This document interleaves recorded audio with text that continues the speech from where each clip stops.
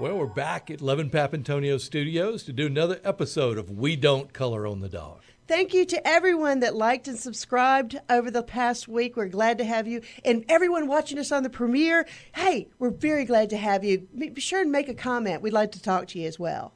Listen, this show is exciting. We're going to open up with American Magic. Who doesn't like American Magic? We'll have Clark Merritt talking about how this town is going to become the center for sailing throughout the entire country. We'll also have who next? Oh, Mi Blackmon. She's a Gatsby girl because, as you all know, the Christmas Parade is coming up on Saturday, and we want to know what kind of crap they're going to be throwing. So we're going to start a new segment. We're going to find out what you can catch at the parade. Also, we're going to have State Representative Alex Andrade give us a preview of the 2025 legislative session. And then we'll have Chris Paulos. There's a drug that is causing brain tumors. Chris will give us a lowdown on that. But so, I tell you what, let's go ahead and get started. We're very fortunate to start this episode with Clark Merritt, the director of the Port of Pensacola, which is sort of in its golden era right now. We've got the center, the Maritime Center of Excellence is starting to come together. American Magic is going to be back here in February. Foiling Week is coming up. All these other regattas we've got. Good job, Clark. Well, I wish I could take full credit for even half of that, but no, things are moving and shaking out here, Rick. You mentioned the Maritime Center of Excellence, better known as the American Magic Complex, which is well under construction right now. If you're driving up and down Bayfront, you'll see the kind of bones of the building that's coming together. It's basically been stripped down to its main structural members, and they are painting and sanding and making some structural improvements to that. And additionally, they're pouring some footers on the eastern side of the building for the eastern wall that'll come up. And once that's done and set and the steel's in place, they'll finish out the building shell. And so it'll start to come together pretty quickly after the new year. So, and there's a lot involved in this facility. You're looking at a new boat ramp that'll be part of it. They'll have offices here. This is a really step up from, because they've been kind of just in a warehouse on the side. This is going to be their official headquarters. Absolutely. This is going to be their prime location. They've relocated out of the Northeast, out of Newport. And of course, they're also still in Barcelona right now after competing for the 37th America's Cup. But when they relocate here the first week in February, the ship will show up with approximately 50 plus containers full of their gear and equipment. And of course, 2 yachts and all their chase boats. That will really be their wholesale invasion of the port, if you will. And a vast majority of their approximately 150 people that'll, eventually work at the facility will start to show up then. But we have American Magic personnel starting to show up at the end of this month, and then in earnest in January. And they're going to be doing some fabrication on site for some contract work that they have. Even though their main facility is not open, they're not resting on their laurels or waiting till the building is completely done. They're going to be ready to go. Actual building components in a room that they're going to construct, a temporary room where they can fabricate these high-tech components for a customer that they have. So pretty exciting, moving fast. Now, you're in constant contact with them, aren't you? We sure are. Between the mayor's office and this office, more on an operational side at the port. I spoke with their COO today, Tyson Lamont, and we're discussing some of the logistics for actually a couple regattas that are going to be held in Pensacola next year with a class of boat called the GL52. There's going to be 6 of those that will have a race, if you will, or regatta, what they refer to it. And the dates for that first race are going to be towards the end of March. And then they'll take a break and they'll do another regatta with other teams that'll come in. Same class of boat in the middle of April. So more to follow on that. It's pretty exciting, but you're going to see major yachts out there racing on Pensacola Bay. Wow. And you're looking at, we got foiling week coming up, which is that's not a part, the port will benefit from it, but it's not something that the city's putting on, but they're part of it. And then you've got two regattas coming right behind that. Yep, like we just mentioned, Dr. Tim Rashawn, who we've been in discussions with for months now. He's heavy into the foiling week setup, and you're right, we won't play a major role unless something goes kind of crazy with one of the teams or one of the boats. But we could always be a standby location for them.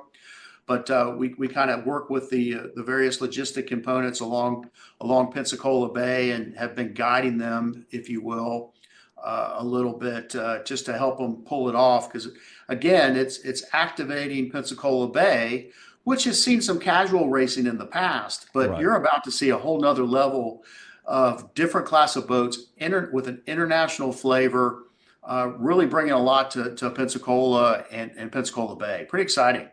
I was thinking, Clark, before the interview you were part of the Blue Angels. You saw their ability to draw crowds and how y'all all carried yourself throughout the community. American Magic has got similar swagger, don't you think? Well, it doesn't get any better than to be an American Magic sailor. I mean, Right. those they're treated well and expected to perform, and it's a very professional organization. You'll see they're dressed out as like a team, like you said, the Blue Angels or the Thunderbirds. I mean, they are at the pinnacle of the sport. They all look the part. They're a little bit younger than me and probably in a lot better shape. And I know they are.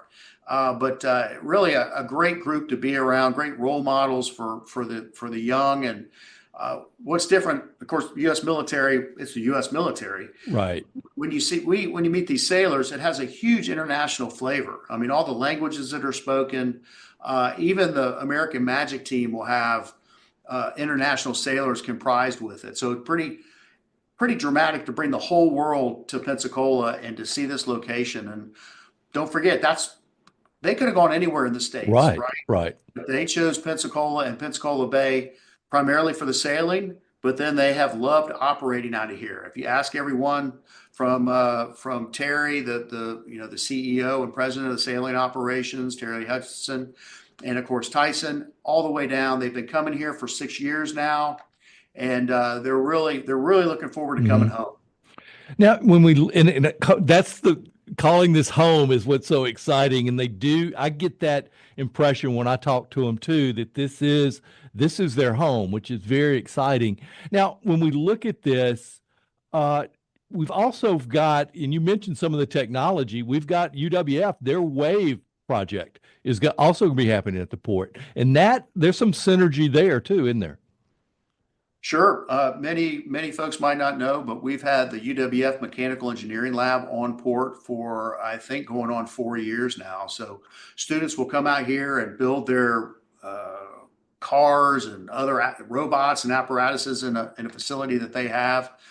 And then when Magic came on board, UWF and Dr. Reynolds, Mike Reynolds, really wanted to try to tap into what American Magic was doing because it's a natural follow-on for their graduate students to aspire to that type of operation. So they were successful in that WAVE grant, and then we are working with them to build a bigger footprint at the Port of Pensacola to support more projects and more students. And it really will dovetail nicely into what American Magic's also bringing to the table. And don't forget, this all fits in with what we've been working towards since 2019, the 2019 study for the port that said we can maintain a working waterfront port, like traditional maritime cargo activities like we do with CMEX and GE Vernova Wind Energy. But we can also capitalize on the northern part of the port and some of the real estate up there and develop that as to what makes the most sense for Pensacola, the port and the maritime activities. And American Magic, you couldn't ask for a better dream tenant for that to really cascade us to the next level. Well, and that was the final point I think we needed to cover, was that there is available land at the port between the American Magic headquarters, the Maritime Center of Excellence, and the Fish House, which is world-class restaurant there. There's area that y'all are looking y'all are looking for bidders for some of that property to come up with something that fits. How's that coming? We're making plans. We're doing some. We've completed some environmental studies on the area just to double check that everything's good down there, which it is.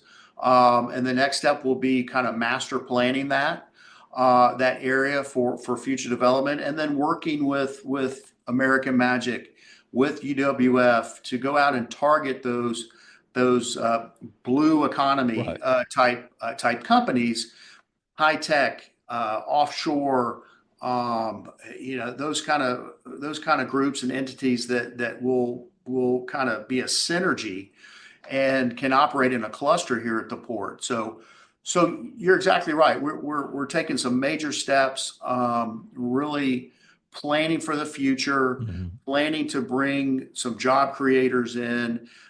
We want to make sure that we get the right tenant mix.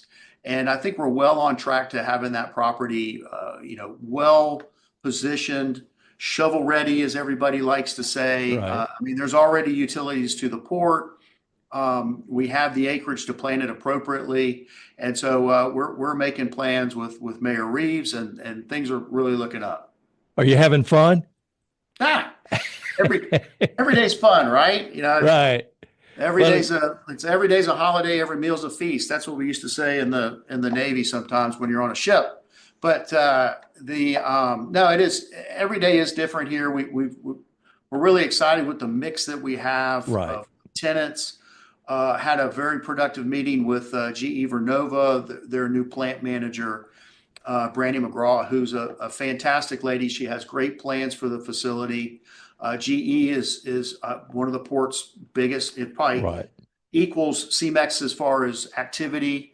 Of course, a huge job creator for Pensacola and Northwest Florida. So we're so pleased as punch that we can do everything we can here at the port to support their operations. Matter of fact, we got a vessel coming in tomorrow that's bringing in GE components that'll head right up to the factory, and they'll assemble it, and it'll go to the big wind energy projects that they have out in the West Coast in Arizona. I think it's Arizona. Yeah, I think so too. Southwest. Yeah, right. So exciting things there. Of course, American Magic. So yeah, it's all pointing at pickleball's coming. So we're going to have that on the city side of things. I see that more as a city project melding into the city. So things are good. They are. Clark, hope you have a great holiday. Thank you for coming on this morning. Absolutely. Always a pleasure, Rick. You enjoy the holidays and Merry Christmas. All right. Take care. All right. Thanks. One of the themes of this show is radio is dead. Radio is dead, and it's sad for me to say, as somebody that's had a lifelong career in radio, starting from when I was 15 years old, but we've seen corporate radio come in and change a lot of things. And one of the last death knells was sounded this week with Stephen King, who had gone out and bought 3 radio stations to try to uphold local community radio, and they also played rock and roll. Because, you know, the great thing about old school rock and roll radio is we got to hear what we actually wanted to hear on the radio. He finally gave up the ghost as well. He sold his 3 radio stations this week, giving out to corporate radio, and said it was fun while it lasted, but radio is dead. Well, that's why this podcast is here. That's why we're here. That's why we're here. Now, the very first episode, one of the things we like analytics, we found that what you really enjoyed was hearing about the tunnels under Palafox Street. Who'd have thought? That would be the highest rated point of the show, was when we talked about those tunnels. So Mayor D.C. Reeves has given us a challenge. If we can find the tunnels, we can use them for free parking downtown. So we started to do that, and we did it a little bit this weekend. We went looking. We did.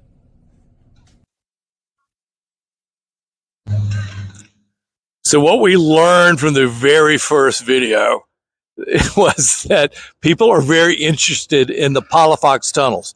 Mayor D.C. Reeves has challenged us to find where the tunnels are.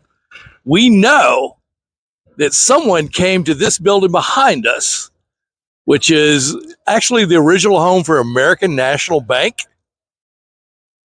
built in 1910 for $250,000. Someone came here to want to find where the vault was. They think that may lead us to the tunnels. Let's go inside. So now we're in the atrium. This is where the bank was.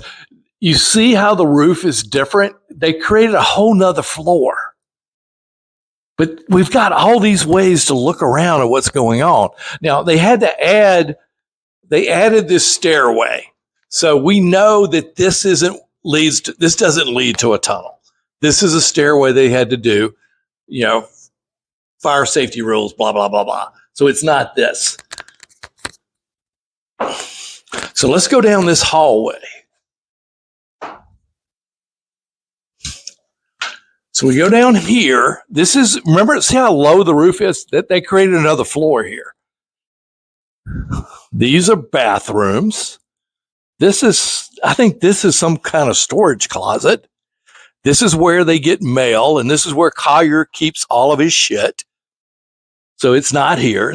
Collier's not hiding anything. So then we go down this hallway. So where are the tunnels here? We know that someone came here to figure out where the vault was. Because if they could find where the vault was for the bank, that could tell them where the tunnels were. So this is Walker Wilson's crap. So we keep going down. This is Walker's office. This is the guys who do all the street cleaning. This is a locked door, but I don't think that leads to a tunnel. Maybe it could be here. Hear it? Yeah, I hear it too. Let's go. No, there's no tunnel here. Wait a second. No. Those are bricks. That's not a hole. It's not where the vault was. This is where the alarm system goes, and it's always going off. So it's not here. Wait, let's see. We got one more door. This could be it. No, it's another fake stairway that they had to add. There is no vault here. There are no tunnels here. Seville Tower was a false lead. We'll keep looking though. You think so? We're going to keep looking. All right, let's go. So here we are. We've been trying to find the tunnels in Palafox. Nick Zingari has been down here. His business has been open here for, 20 years now. Nick, what do you know about the Palafox tunnels? I know nothing. Nothing. I only heard that there used to be an underground bar in this building. I believe it was off of the front of Garden Street.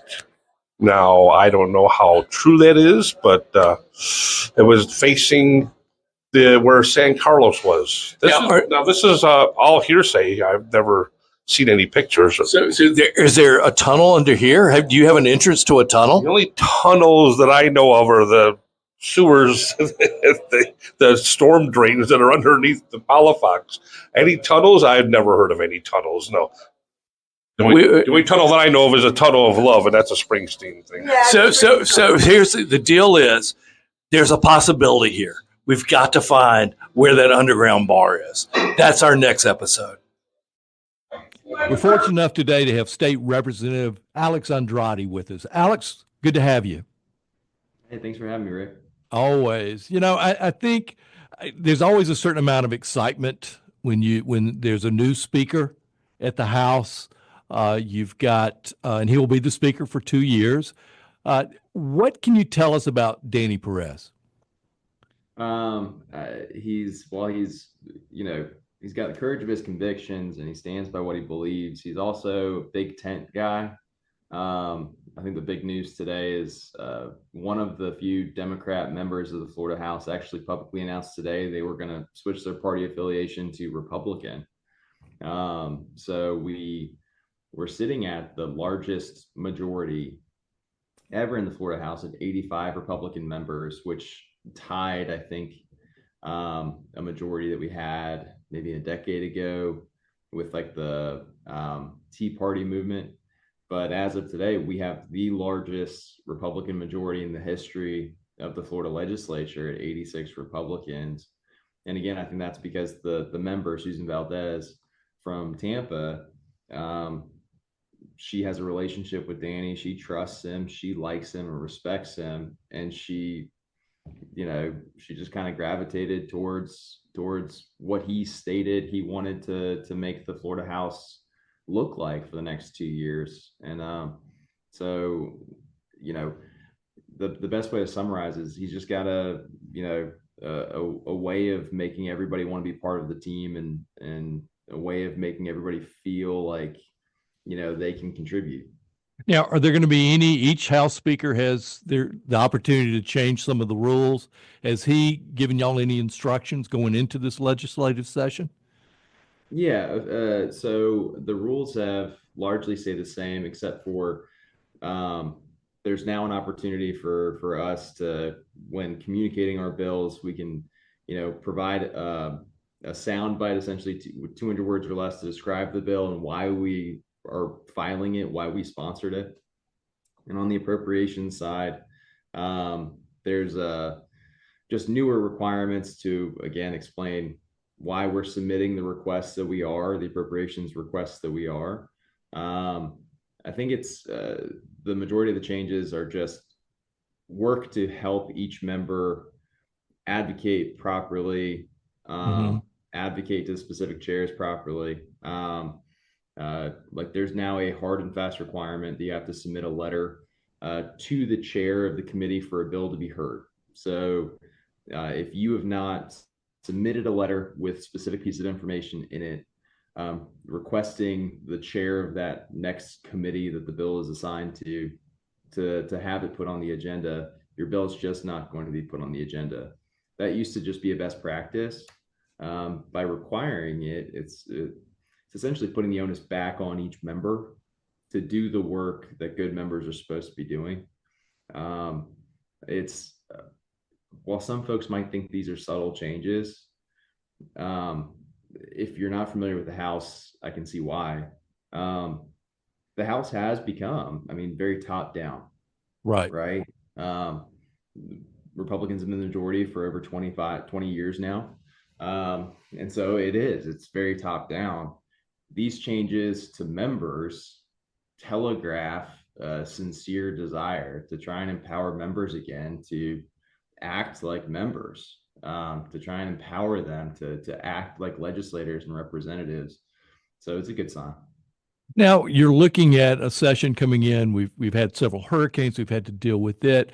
Housing affordability is still an issue. The budget, the numbers continually look to be better than the original predictions, but it's still, what I'm hearing is still, it could be a tighter budget this next year. And then I guess there's always that issue of being independent as a legislative body, and not, there's been sort of a sense that for a while that the legislature's taken a second place to the governor's office. Those are the kind of things I'm hearing. What are you hearing out of Tallahassee that are going to be on the table for y'all? Well, so I always push back when folks say that somehow the legislature kowtows to the governor's office. I was the chair of an appropriation subcommittee the last 2 years, and me personally, I know that I said no to the governor a lot. But that's you. You'll always say you don't have a trouble saying no. Well, but that just, that again goes back though, like the co-equal, separation of powers argument, I don't always necessarily buy, and it does sound somewhat weird coming from a legislator, but the legislative branch has the most authority when it comes to topics. Like we have the most jurisdiction when it comes to things the government does. Like we draft the laws, and the judiciary and the executive both have to kind of just like wait for the laws to be drafted to know what they're able to do within their separate jurisdictions. That's never changed, even under a super highly touted, very popular governor like Governor DeSantis. So I think the news coverage is going to highlight that more and more, right? Governor DeSantis in the last 2 years as governor, there's discussions about President Trump maybe nominating him for something in his administration. The news coverage is going to highlight that more. But the reality for me on the ground, my day-to-day experience never matched up with those headlines. And the majority of legislators, I think, would agree with me. So if I'm going to predict, I would say the headlines are going to make it sound as if, we're reasserting our authority more or something. In reality, I think that the relationship's going to stay the same. Okay. He's a Republican governor. He's a good Republican governor.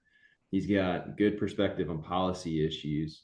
And a lot of times when he goes out in front of an issue, it provides some legislators more cover to do what we were already going to do. We're in the same party. We have the same view of the world. On the budget side itself, the House is going to do its best to try and rein in special projects. Right. The question is, will the Senate go along with it? I have a funny feeling the Senate will not go along with it. We've more than, I think I saw the number. My first year in office in 2019, the session in 2019, we had less than $100 million worth of special projects statewide. This past legislative session, 2024, we had $1.3 billion in just legislative special projects. That's a massive, massive jump. And granted, a lot of that probably came because of the COVID money, just like the federal government really was printing money. But if you look at any other segment of the budget and how we craft it, that's the fastest growing segment of the budget. Mm-hmm. Mm-hmm. These legislative special projects. So we either need to come back to the table as legislators and understand what I've always preached to you about. The game is not special projects. In the grand scheme of our $116 billion budget, the game is not special projects, even if it is $1 billion of it. The game's the budget. Right. And so hopefully, this House perspective, our fight to try and eliminate or reduce special projects will result in more legislators being empowered to dive more deeply into the budget itself, understand it better, and advocate more for the issues that they care about. Now, you've got, have you started to figure out what bills you want to have considered? What are you going to be sponsoring? As a House member, you still have 7 bill slots.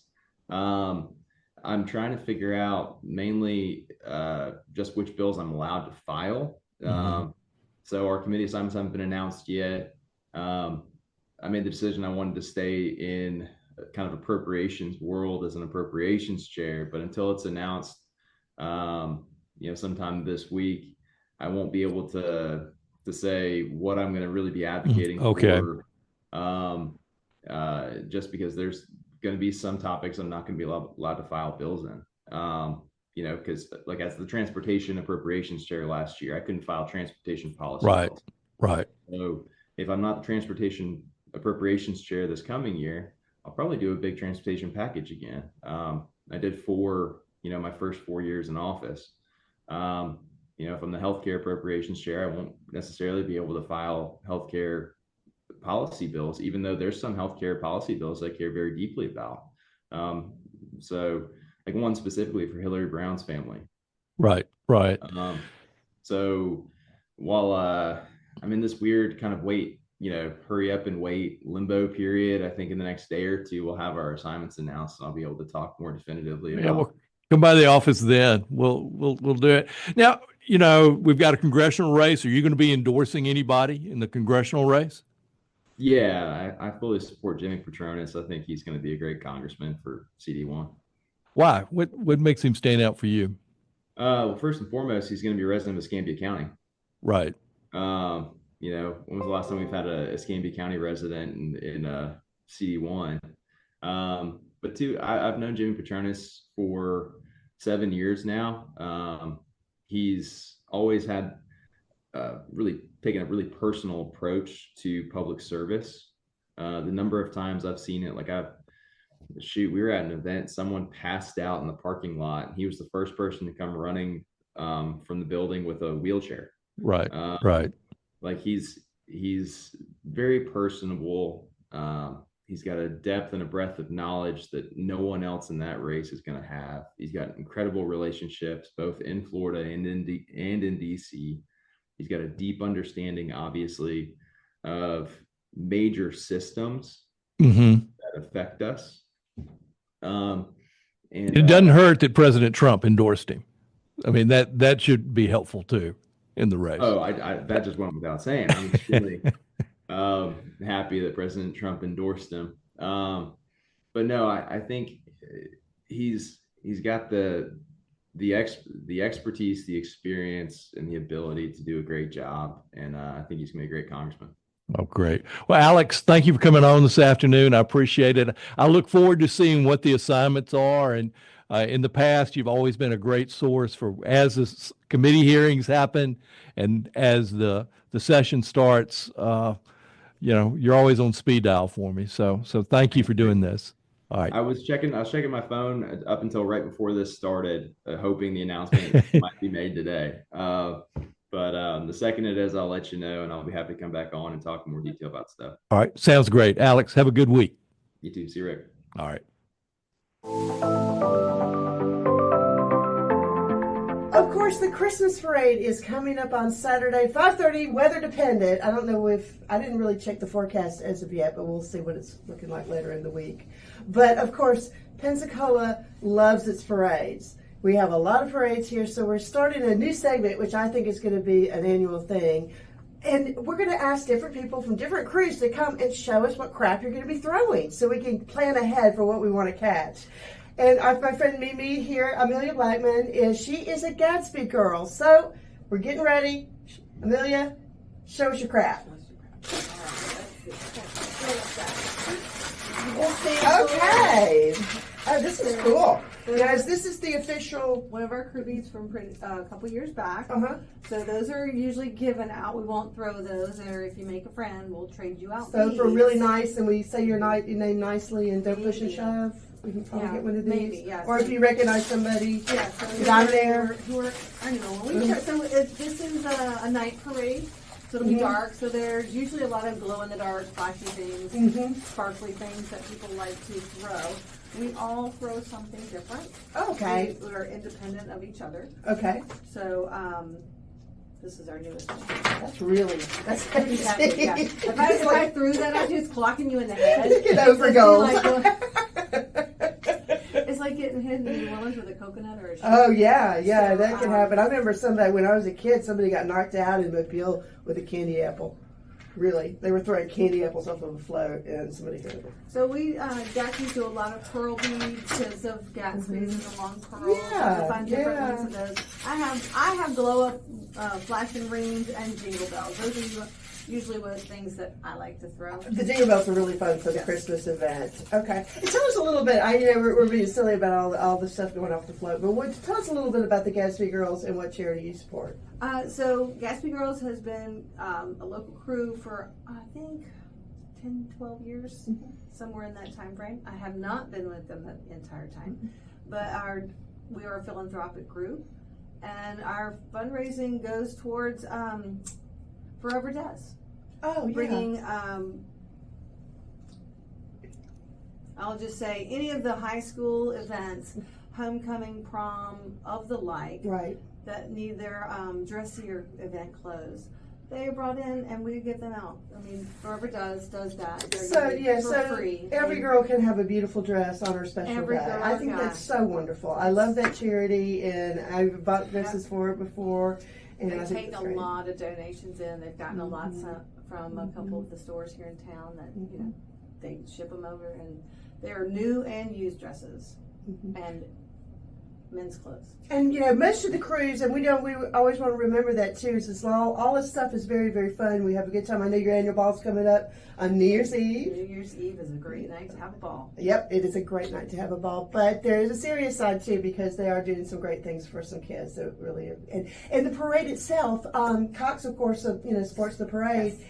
And the money raised from the parade also go to high school bands and so forth. So that's wonderful too, that it all raises money for good causes. And we get a lot of cool crap. A lot of cool crap. And this is the only parade that the city allows us to throw candy in. Oh, really? Yep. So any of your Mardi Gras parades or any of the things that run in for Fiesta, no candy. Okay. I don't know the difference or their reasoning, but Santa and you can have candy in his parade. Well, that's cool. And while we're on the subject, you better be getting ready for Mardi Gras. It is just around the corner. And if you need some specially branded products for your Mardi Gras throws, we hope you would consider our sponsor, 360 Marketing. 360 Marketing is Pensacola's full-service creative branding and print boutique. They've been an active presence in Pensacola for over 17 years. 360 Marketing knows that when businesses succeed, the entire community thrives. To help businesses grow, the 360 team will develop innovative solutions tailored to each client's needs. Every business is unique, as are the steps they take to tell a brand story. No matter whether you need a logo, a whole brand concept, or a strategic campaign, they can help you out. And now's the time to get your branded throws for Mardi Gras. Find them online, just put them in the Google machine and learn more.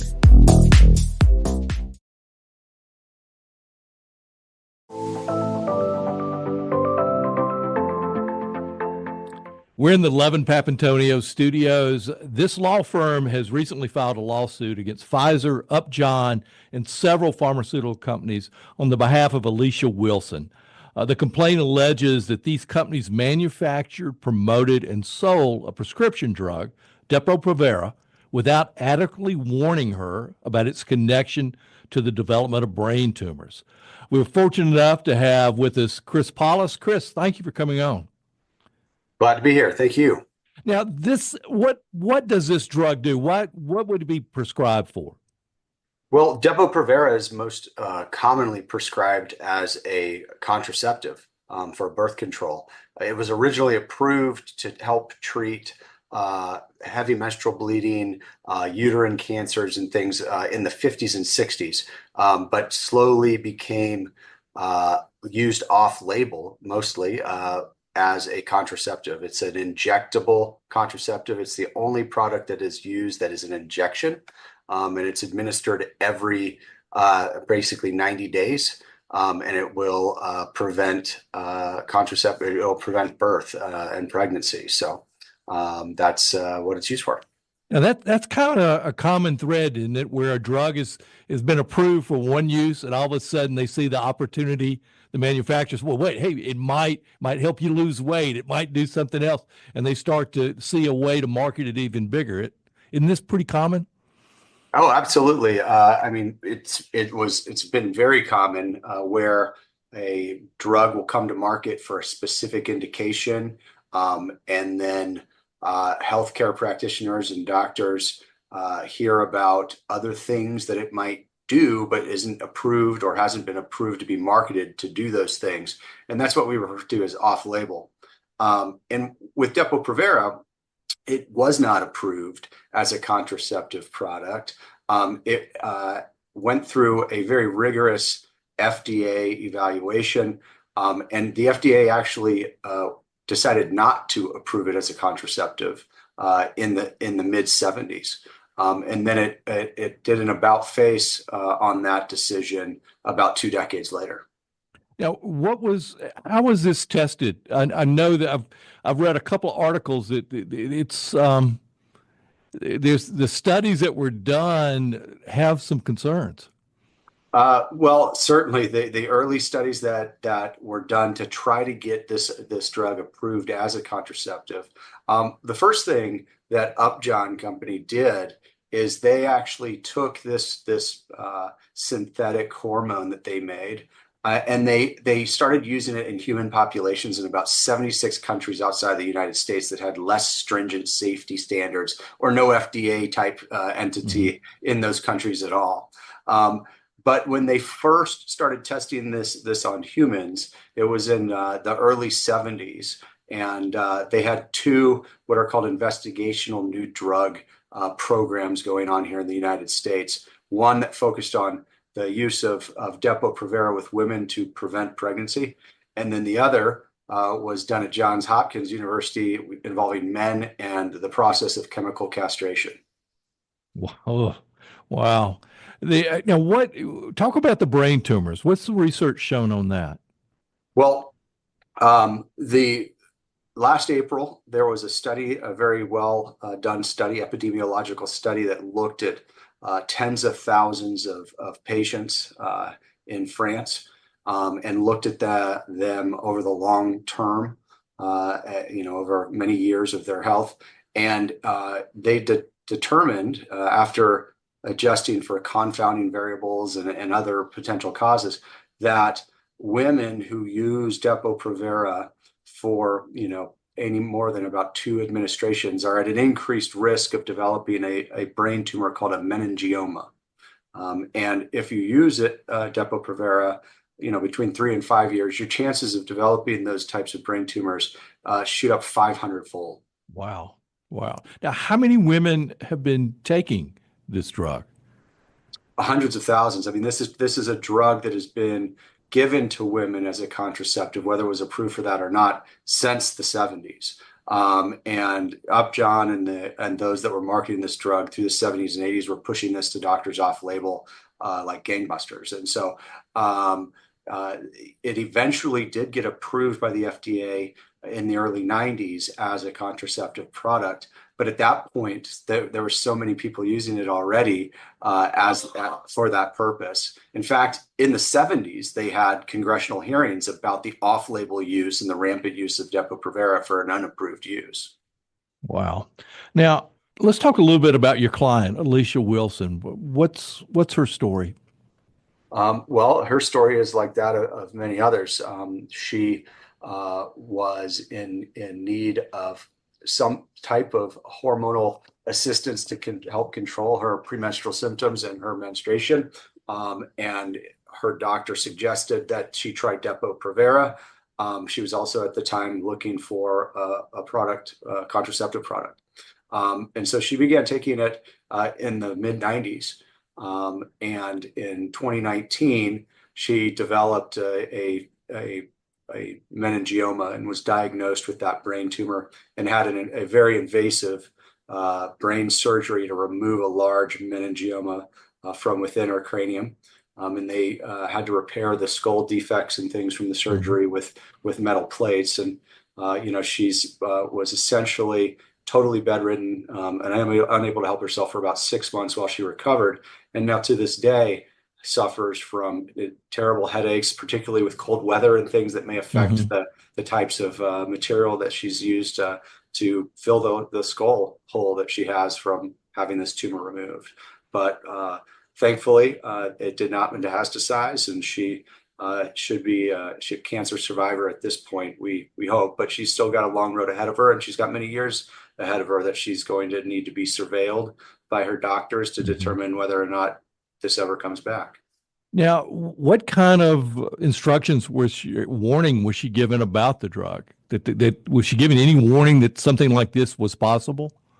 So that's one of the things that's was kind of jaw dropping to me when I first started looking at this case is we know that the manufacturers were warning of meningioma tumor in labels outside of the United States as early as 2015.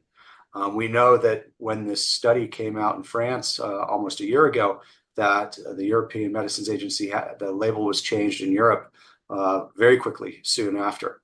Today, as we sit here, as we talk, the FDA, nor have the manufacturers Upjohn, Pfizer, changed the label in the United States to let American women know of their risks of developing a brain tumor by taking this medication.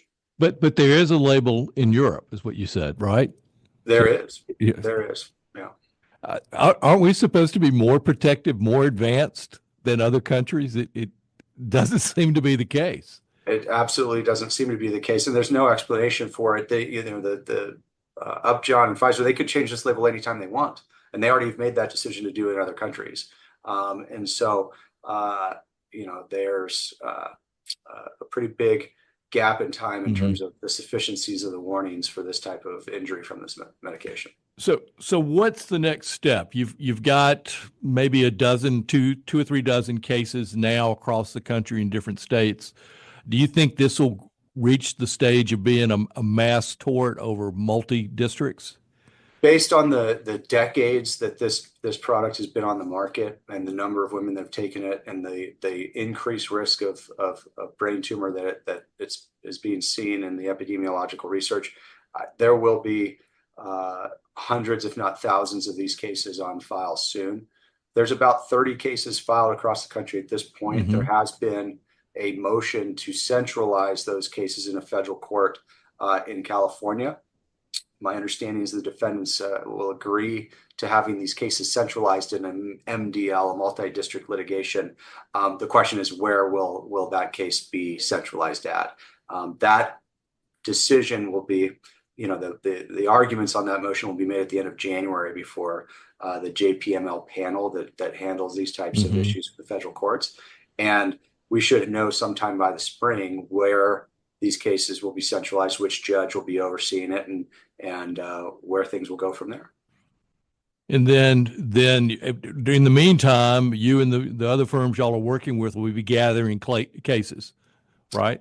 If somebody has taken this medication and has been diagnosed with a brain tumor, whether they know what type of tumor it is or not, I'd be certainly willing to talk to them. Absolutely. At this point, we're trying to talk to as many people as possible and wrap our arms around the scope of the problem. Okay, great. Chris, thank you so much for coming on. I appreciate it. Thank you. It's great to be here. All right, take care.